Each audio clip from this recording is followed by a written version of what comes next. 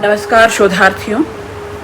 YouTube channel क्योंकि कहना ज़रूरी है में आज हम यूके में बसे तेजेंद्र शर्मा जी के साथ हैं।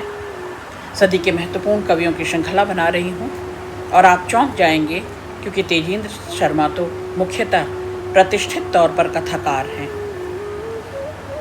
पर आज उनकी कविताओं के द्वारा शोधार्थियों, विद्यार्थियों, हम ये तय करेंगे कि उनके मन में, उनके भीतर एक कवि मन, एक बेहतरीन कवि छुपा हुआ है।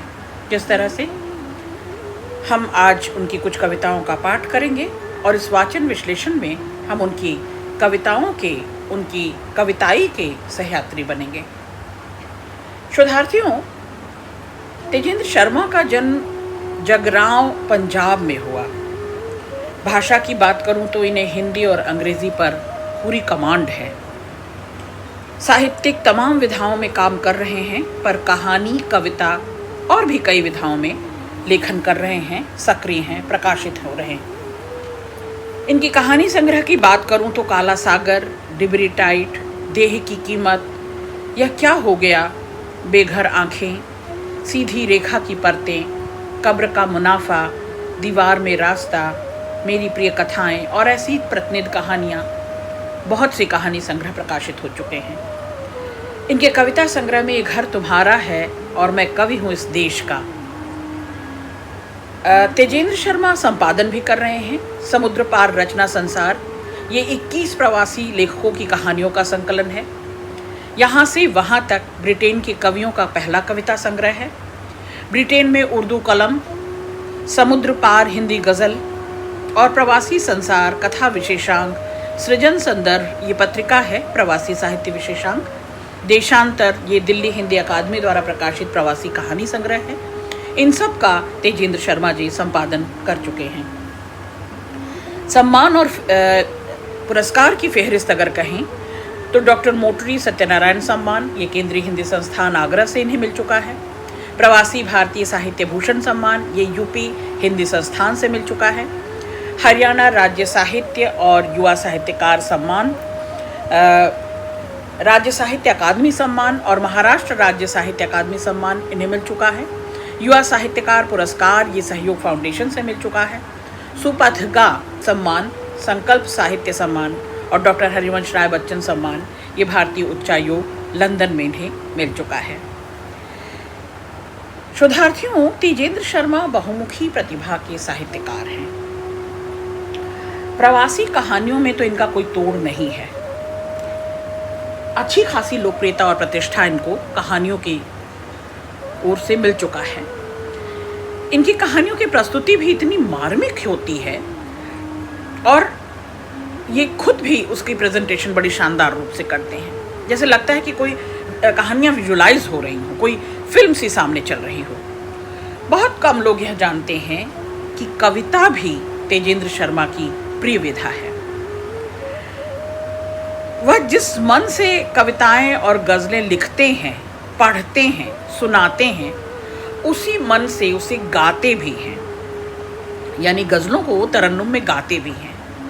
कहानियों की प्रस्तुति जितनी मार्मिक है, शानदार है, आपको ताज्जुब होगा कि जो गज़लें वो लिखते हैं, जब उन्हें पढ़ते और गाते हैं तो उनका मन, भारत में बसा मन, उनका पंजाब में जन्मा मन, उनका भारत के अन्य प्रदेशों में घूमता मन उन कविताओं में दिखाई देता है।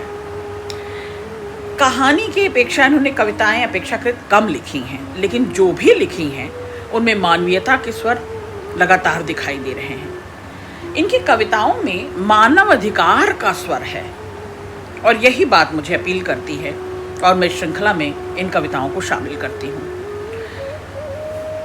तेजेंद्र शर्मा से कभी किसी ने पूछा था उनके अपने कवि रूप पर, उनकी अपनी कविता साहित्य पर और उस अनुभव पर, तो उन्होंने अपने ओर से जो कहा, एक साक्षात्कार में वो कहते हैं कि साहित्य के लिए अनुभव का महत्व है। लेखन मेरे लिए आवश्यकता भी है और मजबूरी भी। जब कभी ऐसा कुछ घटित होते देखता हूँ तो मेरे मन को आंदोलित कर देता है, कलम स्वयं वो चल पड़ती है।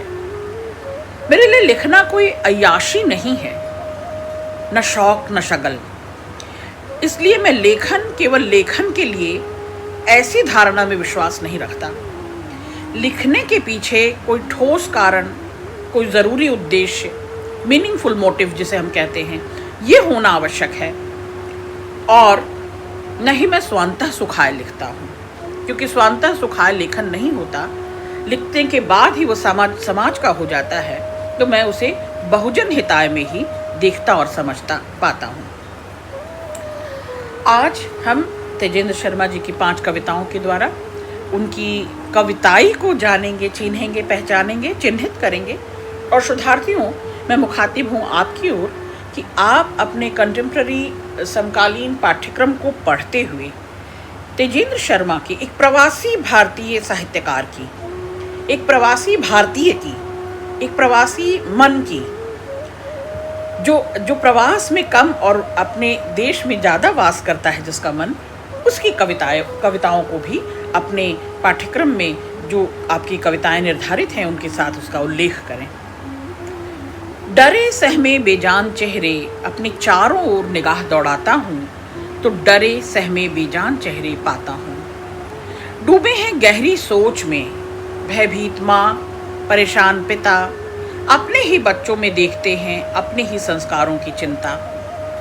जब भाषा को दे दी विदाई, कहाँ से पाएं संस्कार, अंग्रेजी भला कैसे ढोए भारतीय संस्कृति का भार। समस्या खड़ी है मोबाए, और यहाँ रहें या वापस गांव चले जाएं, तन यहाँ है मन वहाँ। त्रिशंकु सी स्थिति, त्रिशंकु अभिशप्त आत्माएं, संस्कारों के बीज बोने का समय था जब लक्ष्मी उपार्जन के कार्यों में व्यस्त रहे तब। कहावत पुरानी है बबूल और आम की, लक्ष्मी और सरस्वती की, सुबह और शाम की, सुविधाओं और संस्कृति की लड़ाई सदियों से चली आई है। यदि पार पाना है इसके तो बुद्धम शरणम गच्छामि, यदि पार पाना है इसके तो बुद्धम शरणम गच्छामि। आप देख रहे हैं विदेश में बसा हुआ एक साहित्यकार, लेखक, रचनाकार, क्योंकि रचनाकार एक्स्ट्रा सेंसिटिव होता है और वो अपनी मनोभूमि को अपनी जन्मभूमि से जोड़ता है, और वो सारे उस परिवेश को, संस्कृति को, सभ्यता को, इतिहास को याद रखता है, और लगातार उसकी स्मृतियों में, उसके मन में यहाँ से जुड़े हुए अनुभव, यहाँ से जुड़ी हुई संवेदनाएं, यहाँ से जुड़ी हुई यात्राएं और वो सारी स्मृतियाँ जैसे उसको हमेशा घेरे हुए रहती हैं। इसीलिए वो प्रवास में रहते हुए भी लगातार स्पंदित होता है और स्पंदन को महसूस करता है। दूसरी कविता है सहमे सहमे से आप। मस्जिदें खामोश हैं, मंदिर सभी चुपचाप, कुछ डरे से वो भी हैं और सहमे सहमे आप। वक्त है त्योहार का, गलियां मगर सुनसान, धर्म और जाति के झगड़े बन गए सब पाप। रिश्तों की भी अहमियत अब खत्म सी होने लगी, भेस में अपनों के देखो पल रहे अब साफ। मुंह के मीठे पीठ मुड़ते भोंकते खंजर हैं जो, दाग है एक बदनुमा इंसानियत पर शाप। राम है हैरान ये क्या हो रहा संसार में, राम है हैरान ये क्या हो रहा संसार में, क्यों भला रावण का सब मिलकर कर रहे अब जाप, क्यों भला रावण का सब मिलकर कर रहे हैं जाप। मैंने आपसे कहा कि तेजेंद्र शर्मा मूलतः चर्चित साहित्यकार के रूप में हैं, पर भावुक हैं, चिंतनशील हैं, और ये भावुकता, ये चिंतन और ये सतत सुधियों का, स्मृतियों का, भावना का, अनुभव का और संवेदना जगत का ये जो श्रृंखला जोड़ते हैं, जो उसका सम्मिश्रण करते हैं, जो उसे सम्मिलित करते हैं, तो इस रूप में वे कवि के रूप में मुझे दिखाई देते हैं। कहानीकार और संपादक हैं, जैसा मैंने आपको परिचय में बताया ही। हिंदुस्तान से दूर 60 समुद्र पार टेम्स नदी के तट पर बसे हुए तेजेंद्र शर्मा हिंदी भाषा की बात करते हैं, आज भी हिंदी भाषा के पैरोकार हैं। आज भी अपने देश की, अपने गांव की, अपने जात जमात की, अपने समाज की, अपनी संस्कृति की, अपनी सभ्यता की और भाषा और साहित्य की सेवा में लगे हुए हैं। ये मानी खेज बात है, ये बड़ी बात है। तो फिर हिंदी हो, अंग्रेजी हो, उर्दू हो, इस पर उनको जैसा मैंने बताया कि समान रूप से अधिकार है। पर इनकी कविताओं में मैं बार बार इनका गंवई मन, इनका अपने समाज से, अपने लोक समाज से, अपने कुटुंब, अपने क्षेत्र और अपने देश से जो प्रेम देखती हूँ, जो इनकी कविताओं में मैं सौंदर्य पाती हूँ, या जो प्रकृति के विविध रूप और रंग पाती हूँ, उससे मुझे लगता है कि इनका जीवन दर्शन देखा जा सकता है। आप टेम्स नदी वाली कविता देखें। टेम्स का पानी नहीं है स्वर्ग का द्वार, यहाँ लगा है एक विचित्र माया बाजार। पानी है मटियाया, गोरे हैं लोगों के तन, माया का महकता जाल, माया के महकते जाल में नहीं दिखाई देता मन। टेम्स कहाँ से आती है, कहाँ चली जाती है, ऐसे प्रश्न हमारे मन में नहीं जगा पाती। टेम्स बस है, टेम्स अपनी जगह बरकरार है, कहने को उसके आसपास कला और संस्कृति का संसार है। टेम्स कभी खाड़ी है तो कभी सागर है, उसके प्रति लोगों के मन में न श्रद्धा है न आदर है। आप देख रहे हैं पैरेलल, तेजेंद्र शर्मा को ये कहीं ना कहीं अपनी गंगा, जमुना, सरस्वती याद रही होगी, गोदावरी याद रही होगी, और यही वजह है कि वो टेम्स से उसका कहीं प्रत्यक्ष रूप में तुलना नहीं कर रहे, लेकिन वो आदर, वो श्रद्धा जो हम अपनी प्राकृतिक संसाधनों, अपनी प्रकृति, धरा, जमीन, वसुंधरा, नदियों और पहाड़ों की करते हैं, उस तरह से बाजार संस्कृति में नदियाँ नदियाँ ही रह जाती हैं, बनती हैं व्यापार का माध्यम, माँ नहीं बन पाती। हम कहते हैं हर हर गंगे, गंगे माँ, गंगा, गंगा को हम माँ की तरह पूछते हैं। टेम्स दशकों शताब्दियों तक करती है गंगा पर राज, फिर सिकुड़ जाती है, ढूंढती रह जाती है अपना ताज। टेम्स दौलत है, प्रेम है गंगा, टेम्स ऐश्वर्य है, भावना गंगा, टेम्स जीवन का प्रमाद, मोक्ष की कामना है गंगा। जी लगाने के कई साधन हैं टेम्स नदी के आसपास, गंगा मैया में जी लगाता है हमारा अपना विश्वास, गंगा मैया में जी लगाता है हमारा अपना विश्वास। अगली कविता जो मुझे पसंद आई, प्रजा झुलसती है, ये मेरे तीवर मिजाज की कविता है और इसको इसीलिए इसमें मैंने शामिल किया। महान कवि की महान रचना का कुंभी पाक नरक, कुंभी पाक नरक की अदृश्य अदृश्य अग्नि में जलता शैतान टम कर खड़ा हुआ। देखा आकाश को भ्रिकुटितान, चेहरे पर ओज, दिल में जज्बात, परमात्मा से कही यूं अपने दिल की बात। स्वर्ग की चाकरी से नरक का राज्य बेहतर है, स्वर्ग की चाकरी से नरक का राज्य बेहतर है। सुनते ही शैतान के ये वचन उठ खड़े हुए वो हजारों तन जो स्वर्ग से गिरे नरक की अदृश्य आग में झुलस रहे थे। अपने नायक की आवाज में ला चिल्लाए, बेहतर है, बेहतर है। परमात्मा तक आश्चर्यचकित, उनके रहते महाकवि ने कैसा नायक गढ़ लिया। परमात्मा मुस्कुराए, शैतान मुस्कुराया, हर कोई हैरान, सभी थे परेशान। हर कोई हैरान, सभी थे परेशान, परमात्मा और शैतान एक साथ कैसे मुस्कुराए। कवि की दृष्टि धुंधलाई थी, वह न समझ पाया, न देख पाया। परमात्मा और शैतान के चेहरे आपस में गड्ढ-मड्ढ हो गए। स्वर्ग का राज्य परमात्मा का है, नरक का राजा है शैतान। अपने अपने राज्यों में दोनों हैं महान, किंतु उनकी प्रजा का क्या। आहा, किंतु उनकी प्रजा का क्या। प्रजा चाहे स्वर्ग की हो या प्रजा हो नरक की, उसे तो पिसना है, जलना है, झुलसना है, मरना है। उसकी समस्याएं नितांत अपनी हैं, उनका पता न भगवान को है और न शैतान को, उनका पता न भगवान को है न शैतान को। मित्रों, प्रवासी होना दरअसल दायित्व का दोगुना होना है, ऐसा मैं मानती हूँ। क्योंकि लगातार हम प्रवासी होकर लगातार कायांतरण में रहते हैं। मतलब काया बदलते रहते हैं, मन कहीं तन कहीं, दिल दिमाग कहीं और हम यथार्थ दुनिया में कहीं। और ख़ास तौर पर जब हम साहित्यकार होते हैं, हम रचयिता होते हैं, हम जब रच रहे होते हैं, तो एक साहित्यकार के नाते आपके संवेदन तंतु कुछ ज़्यादा जागृत होते हैं, ऐसा मैं मानती हूँ।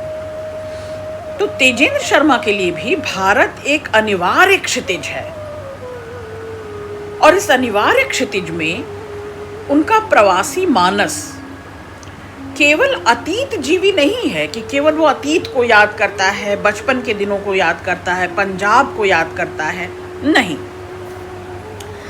बल्कि ठीक है कि वो भारत जीवी होकर तो रह सकता है ना, यूके में, लंदन में अपने रोजी रोजगार के साथ, अपने दिन व्यवहार के साथ, अपने बोल व्यवहार के साथ संबंध निर्वाहते हुए, लोगों के साथ चलते हुए भी वह भारत जीवी तो हो सकता है, क्योंकि अतीत तक लौटना तो असंभव है, लेकिन भारत लौटना हमेशा मुमकिन। और तेजेंद्र शर्मा को मैं अपनी इस कविता वीडियो के माध्यम से बार बार आमंत्रित करूंगी कि वे लौट आए जहां उनका मन रमता है। तो हम क्यों हर बार यही सवाल करते हैं प्रवासियों से, और ख़ास तौर पे प्रवासी रचनाकारों से, कि प्रवासी साहित्य में हिंदी का अभिजन है, मतलब एलीट का साहित्य है प्रवासी साहित्य? नहीं, मैं ऐसा नहीं मानती। मैं मानती हूँ कि प्रवासी एक तरह से वे हैं या वो हैं जो अपनी जड़ों से कटकर भी अपने भीतर की गहराइयों में अपने भारत को जिंदा रखते हैं, नई शक्ति के रूप में, नई संवेदना के रूप में, नई चेतना के रूप में वो अपने भारत को विदेश में भी जगह जगह प्रचारित और प्रसारित कर रहे होते हैं। प्रवासी साहित्यकारों की त्रासदी ये नहीं है कि वे विदेशी धरती पर पैर रखकर लिख रहे हैं, नहीं, त्रासदी यह भी है कि जब इतने वर्षों बाद वे भारत भूमि पर पैर रखते हैं तो यहाँ भी उन्हें सब कुछ विदेशी विदेशी सा लगता है। विदेशी मतलब अपना सा नहीं लगता, स्वदेशी नहीं लगता, अपना सा नहीं लगता। तो जो विदेशी विदेशी सा हो गया है, स्वदेश में भी कुछ पराया पराया सा हो गया है, अपने ही जन्म स्थान में, अपने ही देश में। तो मैं तो मानती हूँ कि प्रवासी साहित्य ने हिंदी में, हिंदी जगत में, हिंदी साहित्य जगत में मनोवैज्ञानिक और सांस्कृतिक द्वंद्व का जो विमर्श पैदा किया है, जो अनुभव दिया है हमें, वो एक ही समय में घर से दूर होने का दर्द भी है और घर से दूर होने की ज़रूरत भी है। वह हमारी भाषा और हमारे साहित्य की एक रचनात्मक पूंजी हैं। मैं अपने सभी प्रवासी साहित्यकारों को सैल्यूट करती हूँ। वे हमारे भाई बंधु हैं, हमारे अग्रज हैं, और वे हमारी भाषा और साहित्य को एक रचनात्मक रूप दे रहे हैं। इस पूंजी को, इस संस्कृति को, इस सभ्यता को पूरे विश्व में प्रचारित कर रहे हैं। तो प्रवासी साहित्य में अधिकतर रचनाएं कभी वर्तमान तो कभी विगत के बीच इतनी जल्दी जल्दी शिफ्ट करती हैं कि कई बार लगता है, चाहे कविता हो या कहानी, जो ये अंतर्व्यथा है, जो ये पीड़ा है, ये जो पर काया प्रवेश है या जो कायांतरण का दर्द मैं कह रही हूँ, एक ऐसा रचनाकार जो रहता कहीं और है और जिसे याद कहीं और की आती है लगातार। वो अपने अतीत में, अपने बचपन के प्रेम में, संगी साथियों में, गुइयों में, अपने बाग बगीचों में, खेत खलिहानों में उसका मन कहीं घूम रहा होता है। तो उसे यथार्थ वो कहीं और का है, पर वास्तविकता उसे बार बार लुभा रही है। मैंने इतनी भूमिका सिर्फ इसलिए बांधी शोधार्थियों, क्योंकि मैं अपने सबसे पसंदीदा कविता पढ़ने जा रही हूँ तेजेंद्र शर्मा की। मेरे पासपोर्ट का रंग। मेरा पासपोर्ट नीले से लाल हो गया। मेरे व्यक्तित्व का एक हिस्सा कहीं खो गया। मेरी चमड़ी का रंग आज भी वही है। मेरे सीने में वही दिल धड़कता है। जन गण मन की आवाज आज भी कर देती है मुझे सावधान, और मैं आराम से एक बार फिर बैठ जाता हूं। सोचना जैसे टल जाता है कि पासपोर्ट का रंग कैसे बदल जाता है। भावनाओं का समुद्र उछाल भरता है। आइकैरस सूरज के निकट हुआ जाता है। पंख गलने में कितना समय लगेगा। धड़ाम, धरती की खुरदुरी सतह, लहूलुहान आकाश हो गया। रंग आकाश का कैसे जल जाता है। पासपोर्ट का रंग कैसे बदल जाता है। मित्रों ने देशद्रोही तक किया करार। लाख चिल्लाया, लाख की पुकार, उन्हें समझाया, अपना पहलू बताया, किंतु उन्हें न समझना था, न समझे, नहीं किया प्रयास। मित्रों का व्यवहार कैसे छल जाता है कि पासपोर्ट का रंग कैसे बदल जाता है। जगरांव से लुधियाना जाना ग्राम द्रोह कहलाएगा। लुधियाने से मुंबई बसना नगर द्रोह बन जाएगा। मुंबई से लंदन आने में सबका ढंग बदल जाता है। पासपोर्ट का रंग बदल जाता है। पासपोर्ट का रंग बदल जाता है। बहुत शुक्रिया तेजेंद्र शर्मा जी के इन ज़रूरी कविताओं के साथ आज आप मेरे साथ रहे। इसका भी आप इसे भी नोटिस में लें, चिन्हित करें और चिन्हें और समकालीनों के साथ पढ़ें। बहुत शुक्रिया।